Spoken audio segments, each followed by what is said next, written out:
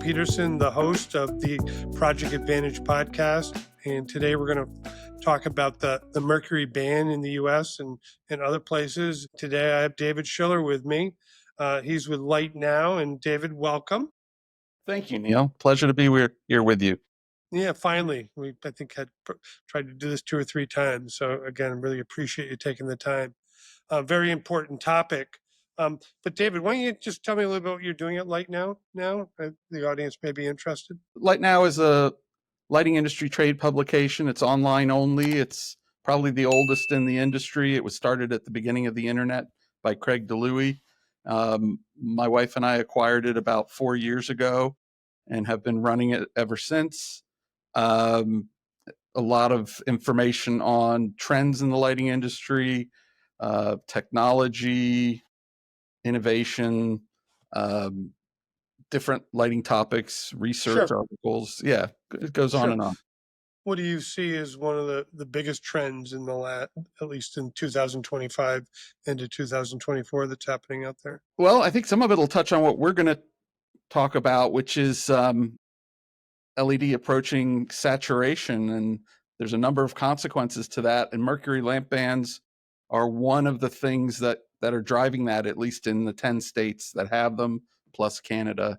So pretty quickly, we'll be jumping into our topic. Yeah, so we'll do that. Yeah, I mean, so I think there are a lot of other things going on. Now, were you at Light Fair in May? Were you able to attend?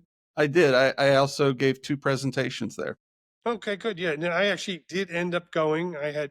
We had ended up having most of our partners and suppliers there, so I did end up going, and I was there Tuesday and Wednesday.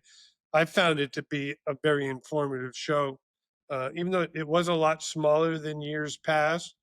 But I found we actually established 2 new relationships from the show, some very strategic product focuses we're working on. But again, we found it to be very informative. Again, all of our key partners and players are there. So we found it to be very rewarding and going. I heard a lot of mixed feelings about it. Some people thought it being smaller was more intimate and could get better conversations than at some of the more crowded shows. But I've heard about exhibitors that were quite frustrated as well. Yeah, I saw a lot of those booths where there really weren't that many people, where, there were probably some products that, didn't belong there. It wasn't really a show for them. So, yeah, we did go to every booth. When we go to a show, we do dedicate part of the day to do that. But and it is different. I mean, you remember, the bigger players aren't there anymore. Keystone was probably the biggest player, LED Vance, and then a lot of lower tier vendors or very specialty products. So, or it was also a lot of controls at one point too. Every other booth was selling a version of controls, but yeah, it's a lot of companies, I think, will have a hard time justifying going to it. But again, we did find a lot of value in it. Very good. What about, have you seen, again, we're a supplier, so we do sell to people, but, tariffs have been an unknown for us. It hasn't necessarily negatively impacted our business, but the unknown that when things change and people aren't sure what's going to happen next, we have found have slid some buying decisions to the right. Are you seeing the same thing or hearing the? Yeah, I hear it, even at the project level, a lot of projects are being delayed or not moving forward until there's more certainty on costs. So there's less projects occurring. So the uncertainty is probably having more impact than the tariffs themselves, as they're on again, off again, and all the frequent changes. But yeah, tariffs was probably the biggest topic of conversation that I heard at Light Fair. Yeah. At the manufacturer level, it's very problematic. Well, it's problematic. You're not sure what to do. I mean, you're only good for a short period of time with your numbers, potentially. Yes. But and we've made the switch around. We were in China, we went to Cambodia and Vietnam. We've gone back to China. We're looking at Mexico now as an option for some sourcing. But you're right; it's the unknown that is the biggest problem. We actually, for the first time, got a payment request for a duty surcharge or a sales tax duty surcharge of 10% on a container that was delivered today. because as it cleared customs with our freight forwarder, they cleared it, but they were assessed an additional 10% for the Vietnam additional tariffs. So again, it is very those unknowns, and they have impacted prices. We have seen prices go up, not skyrocket, but just across the board. But we still see projects going. A lot of sports projects still moving. A lot of projects that have been in the works for a long time, especially where we had stock. We do stock a lot, so I think this is really more impacting the people that purchase for the requirements. Just in time, and Just in time. yeah. So good, yeah. You're right. I think that was really the real overshadowing discussion that everyone was discussing. But we do think by the end of the summer, early fall, that it'll become more clear. But again, there'll be multiple changes before we get there. I hope you're right. Uh, I do too. But with that, our main topic was really just talking about the Mercury ban that again you're very knowledgeable about. I did see that some additional states or some of the same states added some more bans at the beginning of 2025, and that there's some scheduled for 2026 and beyond. Yeah. So if I could kind of frame it a little bit, Please do. yeah, it's not one mercury lamp ban. It's 10 states that have banned mercury lamps in different ways. They've typically banned them in 3 categories: screw-based CFLs, pin-based CFLs, and linear fluorescent. And they can have different effective dates for each of those categories. So I think what you were hearing were the different effective dates that kick in different states for those different categories. So it can get a little confusing, but if you can remember the 3 basic fluorescent lamp types defined in these state legislation, you can basically understand there's 3 effective dates per state. And the states did not coordinate, so it varies by state. And then Canada has its own mercury lamp ban that is interesting because it's both fluorescent and HID lamps. It is Canada's the HID, Correct. which the U.S. has not done. Correct. So everything I've read says there's no HID lamp bans in the states at this time. I had one person at a talk at Light Fair tell me that Washington State has banned HID lamps. So I went back and I read the legislation and I couldn't find that. Right, and I had heard that also. I was not able to find that. They require recycling of HID, but I don't think they've banned the sale. Yeah, recycling is a big thing, and I think most rebates also require some level of recycling, or a lot of the states that we've worked in, both in the Northeast, California. But to get a rebate, it requires you provide the recycle certificate that you have recycled, because not recycling those products is a problem themselves. You take those mercury products and you throw them in the dump. That is probably the worst case scenario for many of these laws. Combine the recycling and the lamp bans in the same legislation that covers both. But how's the enforcement happen? Through the permitting? If there is permitting for those? Enforcement of recycling, I don't have a good answer for you. The old fluorescent recycling requirements were federal, EPA. Correct. Right. As far as the lamp bans, that's more on basically a sales ban. So there's consequences for retailers and wholesalers who violate it. We had seen, again, hadn't been involved in a lot of rebates over the years, that, again, many of the rebate applications required proof that the recycling had happened. But what you're seeing now is the rebates are going away in many states.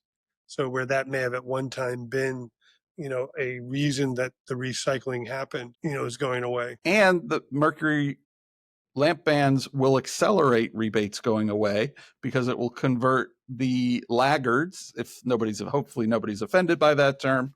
And, once LED is everywhere, utilities can't claim savings. They have to stop rebating this. And when you say everywhere, when you're talking the 3 types of products, the fluorescents, the screw-ins, and everything, those are a lot of residential use, a lot of office use, but the HID still makes up a huge portion of the industry, at least from, we focus on commercial and industrial, the warehouses, factories, outdoor parking lot light, which is predominantly HID, which we still see a huge market in. But I think the industry you're talking in is that more fluorescent based, screw in based industry.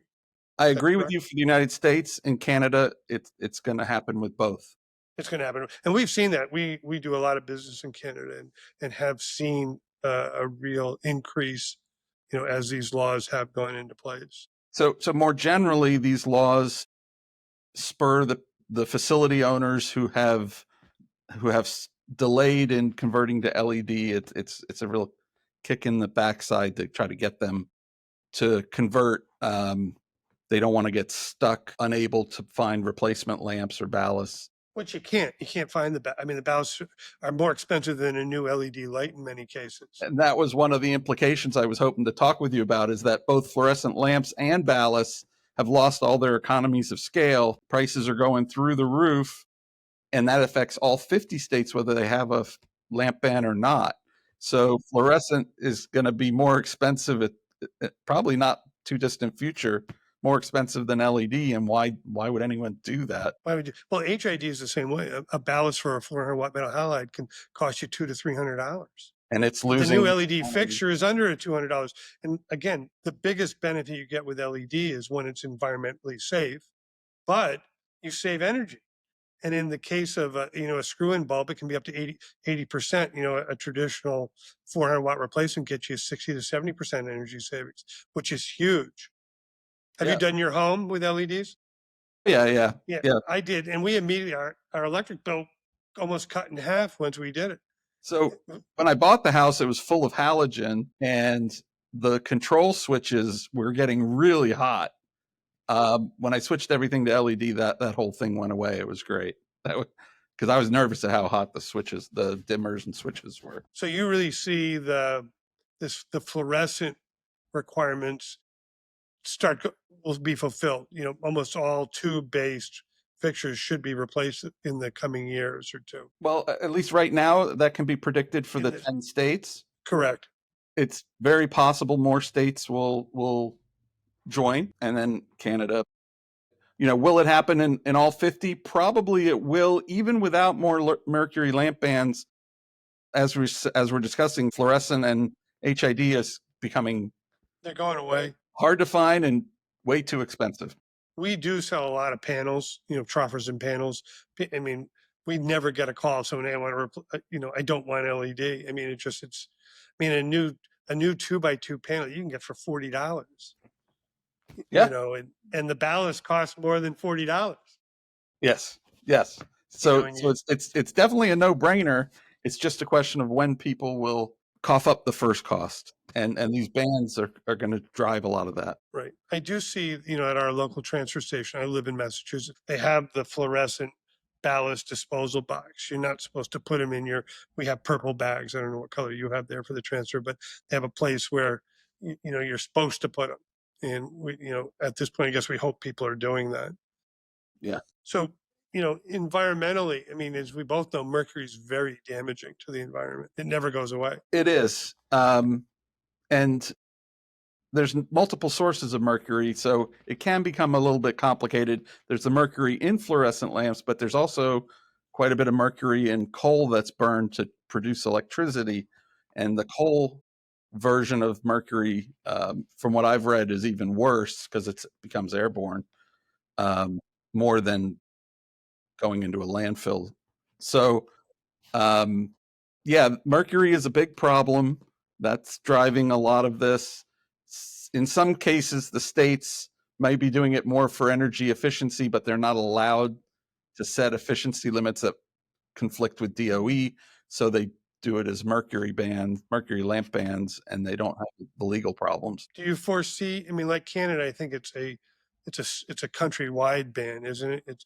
Do you ever see the DOE stepping up? And I already know the answer in the short term of putting those types of restriction, a countrywide ban. So the U.S. was the first country to sign the Minamata Convention on Mercury, which includes a pledge to ban mercury lamps nationally. Well, we've pledged to do it as a country. We've pledged to do it. I don't see the current administration being likely to do any action on that. But perhaps the next administration or future administration might honor that treaty. And would you see the next logical step for these bans would be to move to HID in the US? Ban HID lamps next? Yes. I see And the that as- ballast, of course. Well, if they ban the lamps based on mercury, they don't necessarily have to ban the ballast. Yeah, they'll go away by. Yeah. You're right. Yeah. So I do think that's likely to happen. Just the politics need to shift a bit for that to kick in. Good. Thank you very much. I guess if you were to, do you envision there'll be more states that will come on board since it will not be a federal in the coming year or two? It seems likely. Maryland has legislation that's pending, but it's been sort of stuck in the legislature for quite a while. So I don't think that's likely to shake loose anytime soon. And I have not heard of any other states sort of on the verge of passing one. I'm trying to keep my ears open, but so right now it's the 10 and Canada, and then even just the current trajectory of the market and those 10 states are impacting the costs as we've talked about for all 50 states. So things just keep accelerating, even if only the 10 states do it. Sure. It's interesting. We're talking about the old fluorescent, the older technology. We're actually now beginning to do upgrades on the first and second generation LEDs that did anywhere between 70 and 90 lumen per watt. We're now dealing with products 160 to 200 lumens per watt. So people that purchased a 200 watt LED high bay to replace a 400 watt metal halide can now replace that 200 watt unit with a 100 watt unit. And not only do they get those additional savings, the product lasts so much longer now. That's one of the new trends in utility rebates is LED to LED. There was a recent report by DNV that looked at how utilities can still get savings from lighting, and the top things that it recommended were controls and LED to LED retrofits. So Correct. I think you're going to see a lot more of both of those. And then they didn't really look at lighting HVAC integration, but I think that's going to become very large in the next few years. Yeah, and what you found, the LED lighting over HID saves on HVAC because you don't need as much AC. That's right. And it is pretty significant because those old they were hot, and the LEDs are do run cooler. They're still warm, but not to any extent that the HIDs Much less were. heat. Yeah. Much less heat. So yeah, good. Well, hey, I really appreciate the time. It was a pleasure, and hopefully we'll get a chance to speak again as new issues or changes come up in the industry. But again, thank you, David. Thank you, Neil. I've enjoyed it. Okay, we look forward to seeing you next time. Take care. Okay, bye-bye, everybody.